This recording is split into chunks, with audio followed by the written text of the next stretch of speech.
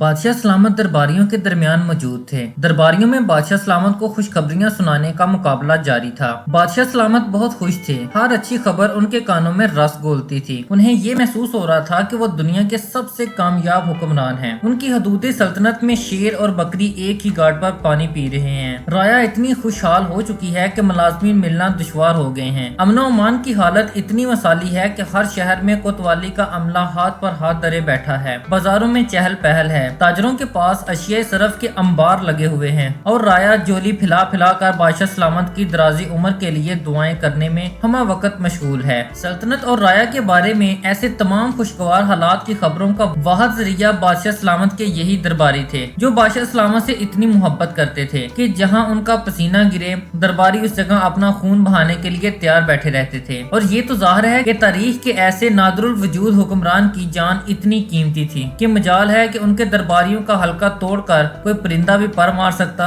महल में भी हर वक्त खुशी और मुसर्रत बरसती रहती थी ताकि बादशाह सलामत का दिल बहला रहे और कोई भी दुख या बुरी खबर उनके पास ना पहुंच सके। हर मुसाहब की कोशिश होती कि वो आलम पनाह के सामने तफरी का नए से नया तरीका पेश करे और जहां पनाह से दाद और इनाम वसूल करके दीगर दरबारियों के मुकाबले में खुद को सुरखरू साबित कर सके। इसी तफरीही प्रोग्राम के तहत आज एक कारोबारी ने जहां पनाह के सामने एक नजूमी को पेश करने की इजाजत तलब की, जो बखुशी अता कर दी गई। नजूमी दरबार में हाजिर हुआ और झुककर अदाब बजा लाया। जहां पनाह ने नजूमी को हुक्म दिया कि वो उनके मुस्तकबिल के बारे में जायचा बनाकर उन्हें बताए कि आने वाले दिनों में बादशाह सलामत को किस किस्म के हालात दरपेश होंगे। नजूमी ने झुककर सर खम किया और दरबार के एक कोने में बैठकर जायचा तैयार करने में मशगूल हो गया। जहां पनाह इस दौरान दूसरी तफरीहात से अपना दिल बहलाने में मसरूफ हो गए। थोड़ी देर बाद नजूमी जायचा तैयार करके फारग हुआ और जहां पनाह से जान की अमान तलब करने के बाद चंद पेशगोइयां करने की इजाजत चाहिए। जहां पनाह ने फ्याजी का मुजाहरा करते हुए जान की अमान और पेशगोइयां करने की इजाजत नजूमी को अता फरमा दी। नजूमी ने मोहतात अंदाज में चारों जानब नजरें दौड़ाकर बादशाह सलामत की खिदमत में सिर्फ एक पेशगोई अर्ज की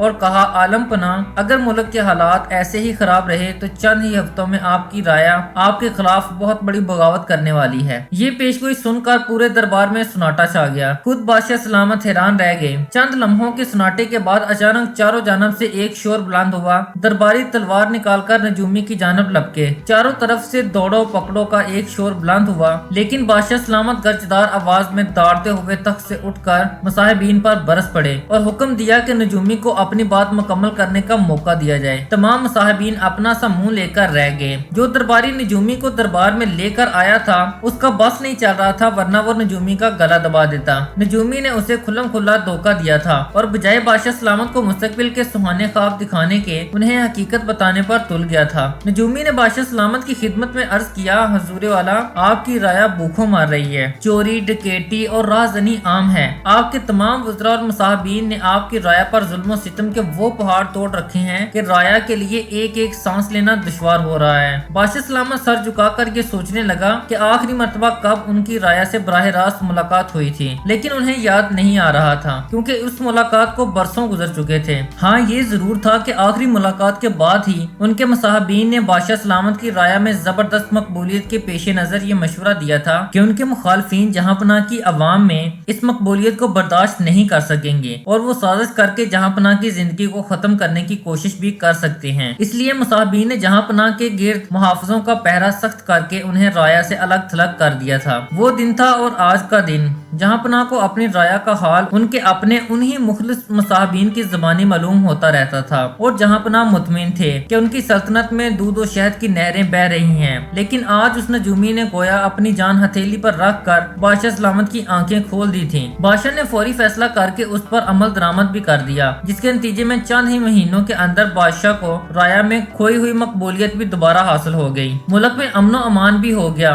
और राया भी खुशहाल हो गई। बादशाह ने ये किया कि नजूमी को फौरी तौर पर उसने वजारत उस्मा का ओहदा सौंप कर तमाम मुसाहिबीन को फिल फौर बरतरफ करने का हुक्म जारी कर दिया, क्योंकि वो जानता था कि जो शख्स बड़े दरबार में अपनी जान का खतरा मोल लेकर उसे हकायक से आगाह कर सकता है तो वो शख्स यकीनन अपने मुल्क की अवाम और खुद बादशाह का कितना बड़ा खैरख्वाह साबित हो सकता है। और नया वजीर आजम ऐसा ही साबित हुआ।